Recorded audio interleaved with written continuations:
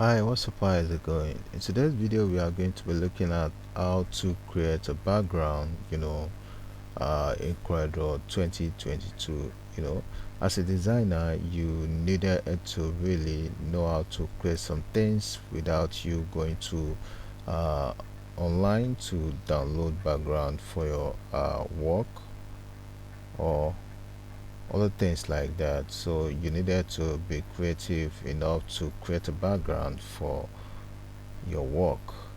In today's video, I'm going to show you how to create background that you can actually use or print for frame or what have you, or you can actually print as a wallpaper, uh, you know as a graffiti kind of. So in today's video, I'm gonna reveal to you how to create plastic you know uh uh, background here in CorelDRAW 2022. So without further ado, let's step into it. So right now, what we're going to be doing is to go ahead and choose size that we want. The first step is to go on to inches. You can actually use feet. I prefer we use inches. So what we are going to do is to go over to this place and change the direction of that to, let's make it 10. Then the down part has to be 10 by 5. Good, I think this is nice. So right now, what we're going to be doing is to go ahead and double click right here to have an object snapped into the drawing page, so as it is. So right now, the second trick that we are going to actually take on is this tool, LiveSketch tool. This is actually a tool that was embedded into CorelDRAW 2022. I think it's really new in this version. The previous version of CorelDRAW wasn't embedded with this LiveSketch. So let's just unveil this to see how it works. So right now, let's click on it. Automatically, it's more or less very close to the previous version, but let's just explore this. So right now, this tool right here, LiveSketch, so this enables you to draw an object right here in CorelDRAW 2022. So right now, let's tap on it. So this is actually what we are drawing. Actually, it's graffiti kind of. So we are creating something unique right here. So let's go on and finish it all up right there. Good. So as this right now, let's give it different color so that we can have it, we can actually see it in a different perspective. So right now, the next step is to go over again. So let's try and link it all up to each other, just like so. Keep drawing it, keep drawing it. So actually, we actually gonna go back to Photoshop. We are actually gonna finish everything up right there by applying a plastic effect to it. What I mean by that, we are going to apply some kind of bevel line emboss right there in Photoshop. So let's go on again to draw the last one. Mind you, this drawing has to really link with each other so that we can see the beauty of it.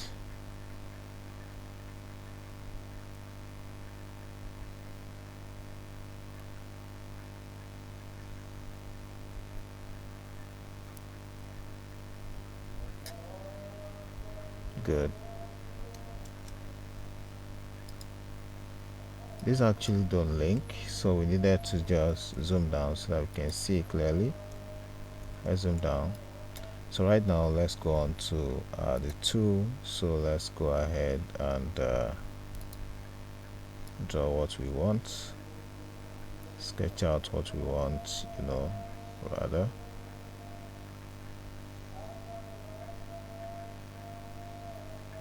Go on.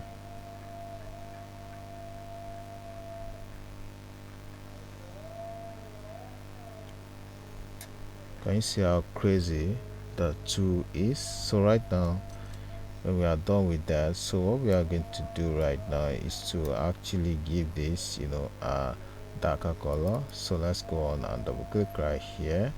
So a dialog box pops up, so let's change it to the darkest color right there. Good, nice one. Go on to the next one. So there you have that. So let's apply red to that. So right now what I'm going to be doing is to just export it individually. The first one is this. So let's hit on hold control key on your keyboard, hold it down, then you tap on E. That's export. So right now, right from here, we are going to choose PNG. Good. So let's hit OK. Good. Hit OK. So go on to the grain, select the grain, export.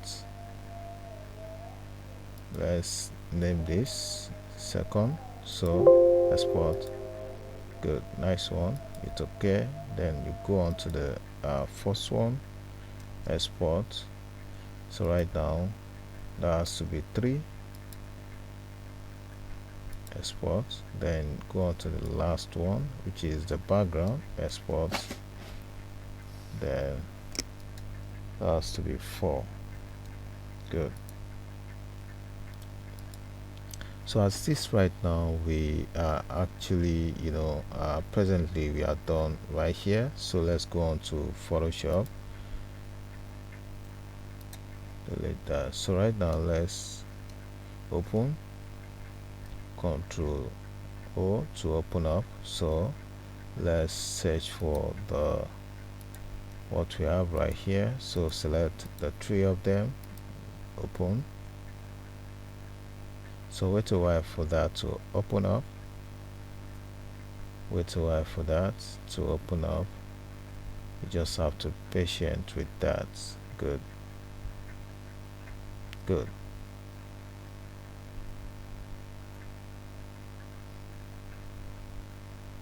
Good. So right now what we are going to do right now is to actually double click right here at first. So automatically a dialog box pops up. So right from here, let's select bevel and emboss. So right from this setting right here, we are going to create magic. Actually this setting is already set right there. So let's just clear everything all up. So let's just make it chisel, then go back to smooth. Actually we have a whole lot of settings right here, chisel, soft, and all of that. So we are going for smooth. So right now let's have it to be if it is outside, it will make sense. It has to be in. That's nice. So right from this setting right here, you can have the depth to be a bit sharper when you drag it forward. So let's go on right here, a whole lot of, so let's make it straight. You can actually, can you see it? Can you see the appearance of the plastic, the bevel and emboss? So right now we are actually going to perform an experiment right here. So all we needed to do right from here is to actually, let's make a reduction of this. That's not okay. So let's make it 90. Then go ahead right from here. So let's make this 90 as well. That doesn't speak well, so let's make it 20 or 50. I think this is nice. So let's go on right here and drag this a bit downward, so to have it soften. So bring this forward to have it soften a little bit. So I think this is nice, a bit downward. So let's go ahead and have here let's choose this, you know, cone inverted, or better still this, or actually this. I think this is nice, so let's hit OK. So let's go on to the next one, which is this. So double click right here to have bevel and emboss to that. So let's go on and have this, you know. As you can see, the previous setting was actually, you know, intact. I think if you don't like it, we needed to change something right there. So let's increase the setting a bit, then let's go ahead and soften this a bit. Good, nice one. The depth, that's too much, a bit downward. Good, nice one. So it's OK, that is done. So right now what we are going to do is to hold Ctrl Shift together, then you tap on new to add a new layer. So let's hit OK. Automatically you have it. So let's merge the two together. Hold Ctrl key on keyboard, then you tap on E to merge. Automatically it merges. So right now let's go on to the next one, which is a green. So double click,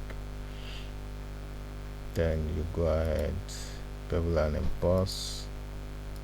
So you can actually go to the setting to maneuver one or two things, or leave it as it is. I think this is actually, you know, nice and superb, so that's nice. So let's hit OK. So go on to the last button of the list, double click, a dialog pops up. So let's choose bevel and emboss. The settings are intact, so let's go on and hit OK. So right now hold Shift key and Control together, then you tap on N to add a new layer to that. So it's OK to create a new layer. So hold Control key, then select the other one, then hold Control key down on your keyboard, then you tap on E to merge together. Then let's go on to this as well. Hold Shift key and Control together, then tap on new to add a new layer. A dialog box pops up, then you hit OK. So let's merge the two together. Control E, automatically it merges. So let's go on and do the same with the last one, which is this. So mind you, we needed to actually change the setting a little bit. So let's go on and have a change of pattern right there.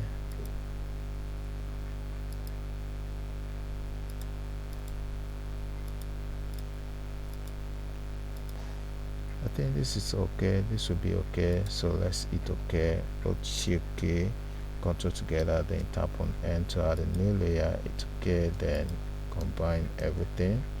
So let's save that. That is saved. Then go on to the next one. Save. Then go on to the next one. It's saved. Go on to the next one. It's saved. So let's go back to CorelDRAW to import all of these and position it according to. So right click, import, then you go on and import the image that was you know, changed.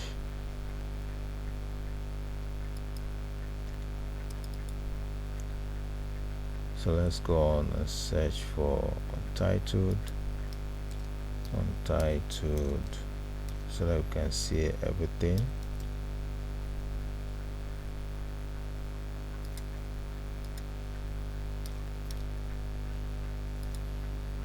Good. So we actually have everything right here. So this, then we needed to save some. Okay, save. Good. Go back there. So let's import the 4 of them. Import. Good. So as this right now, let's just bring all of this out. Then let's import the first which is the background. Go ahead, position it so well. Good, nice one. So let's go on to the rest of the image. So the first one is this, which is this. Position it well, then let's key in this. Good, nice one. So go on to the last one, which is this. Position it a bit closer to each other so that we can have accurate, key right there. So let's go on and select everything. Good. So right now what we're going to be doing is to group.